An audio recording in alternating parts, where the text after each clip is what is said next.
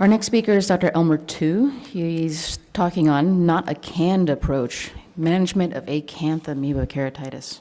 The following are my disclosures. None of them are related to my talk today. I don't know if you get an invitation to give a talk that says not a canned approach. The implication is that all of my other talks are canned.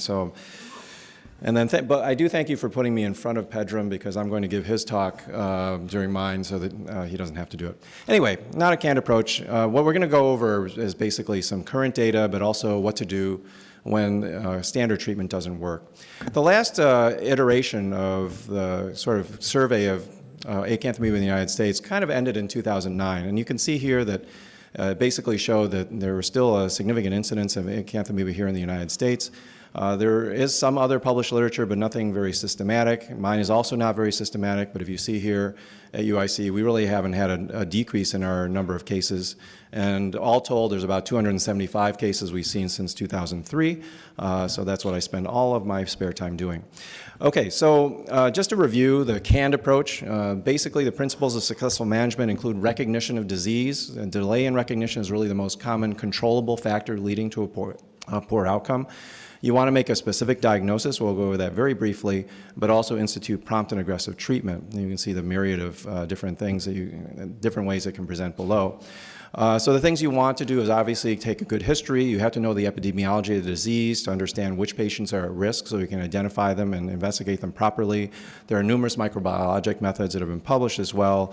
Confocal microscopy in our practice still remains a very important component of the diagnosis.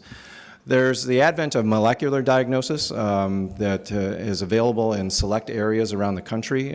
Most of those laboratories are open to other people sending samples to them. But there's been increasing validation of molecular diagnosis as a benefit in detecting and diagnosing Acanthamoeba. And you can see here that still in the first paper, it's a very small series. The confocal microscopy was still more sensitive than PCR. But if you flip that over and use PCR as a gold standard, they've been able to define the findings on confocal microscopy that really are highly sensitive and specific for diagnosis, and that includes either target lesions, seeing trophozoites, which I find difficult, and also clustered lesions. That's it, Pedram, no more. Okay, so as far as standard medical treatment, we're all familiar with mechanical debridement. Usually we use a combination of medications, although I may be changing that shortly, and I'll explain why. But we usually use a propamidine and one of the biguanides, either chlorhexidine or PHMB at 0.02%. We add systemic medications, and I'll explain that later. Overall visual results in our first series were pretty good. I mean, we had the vast majority of our patients were 20/40 or better. You can see that this is a patient who was treated for a month who had just epitheliopathy. Catching that disease early is very important. She was 20/20 a month later and didn't require any therapy. However, the group out of Philadelphia at Wills, who's really been a leader, certainly in identifying Acanthamoeba, they looked at the results over the last, between 2009 and 2015, and they found that the patients that they were seeing in the 2013 to 2015 range were older. The time for treatment was longer, and more of those patients were failing treatment, and you can see those are the black bars that you see on the right. Very different from their early experience. Our experience, unfortunately, is also the same. Patients with Acanthamoeba are more difficult to treat now. They take longer. Even routine cases that were treated that we'd think would only be on therapy for a month or two are now failing treatment. So there's been a sea change in the difficulty in treating these patients. So what are the uncanned approaches?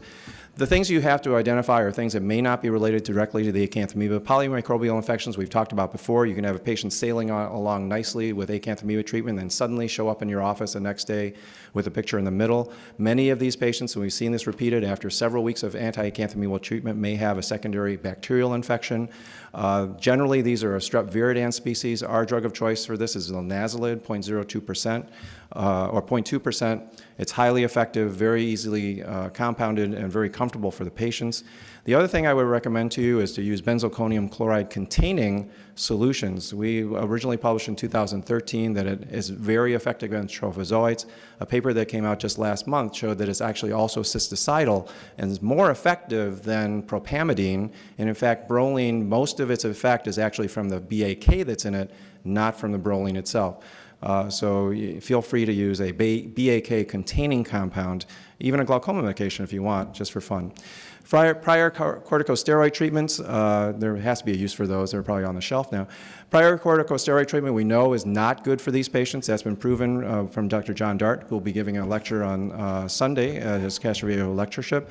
This is one of the sources of that, is that the role of immunosuppression is relatively minor in most cases, but there are some patients who have significant inflammation, in which case you do need to add steroids. This actually is a very important point, because in these patients with extra-corneal disease, they may be largely non-infectious, as this patient with acanthamoeba you see in the upper right.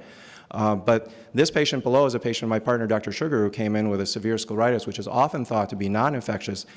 He actually cultured this, and this patient actually had an infectious scleritis with acanthamoeba keratitis. So in this patient, the patient actually required a combination of systemic voriconazole and topical and systemic steroids in order to save his eye. And you can see here a month later, the patient's doing much better. This is the consequence of not adequately treating the inflammation. You can see the scleritis progresses around the eye and eventually leaves you with a tisical eye. So corticosteroids, other forms of immunosuppression are actually very important.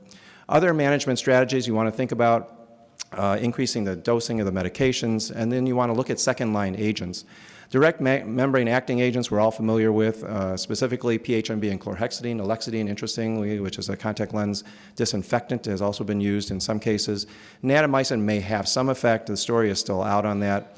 The diamidine, the pentamidine has been studied, or at least there's been one publication on it, which suggests that there's a decreased recurrence rate in patients who receive that prior to corneal transplantation. The azoles, most of them are really ineffective. We've published, along with others, the effect of voriconazole in acanthamoeba keratitis. These patients are not universally sensitive to it, but there are some patients who do very well with a stromal keratitis, and we've been able to cure some patients with a purely stromal keratitis which failed other treatment without any other therapy. The newest component of the medical armamentarium is really miltefosine. This has been approved and available in the United States for leishmaniasis since December of 2015. The FDA has designated it as a medication that can be used for that purpose. It has a fairly low toxicity. There's a large worldwide experience with it. The dosing is either 50 milligrams BID or TID for a month. You can add a second month as well. But you can see there are significant risks, especially to young females who are of childbearing age. Pregnancy, it is a teratogen. There may be some effects on long-term fertility, and those are things that you have to discuss with the patient. This is the very first patient we treated with that in 2007. You can see that the patient characteristically will have a hyperinflammatory episode about 2 to 3 weeks into therapy. We actually add steroids at that point, but you can see this patient actually had their eye saved. You wonder if this can be a topical medication.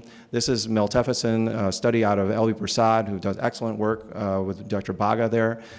They did a pilot study. They saw an increase in inflammation and felt that it wasn't really effective as a topical medication. And so that formulation is still in play. Anyway, those are some options. Surgical management is also something that you'll have to consider at some point, but that is another story. Thank you very much. Thank you, Dr. Tu.